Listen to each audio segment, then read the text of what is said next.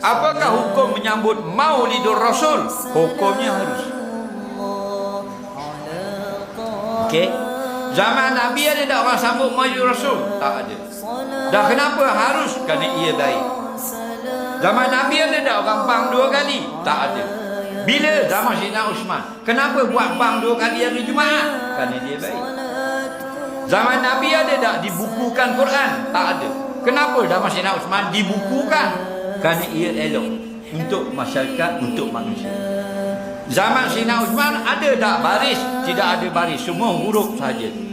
Nah, 60 tahun lepas tu dia letakkan baris, maka baris itu dibenarkan syarak. Kenapa?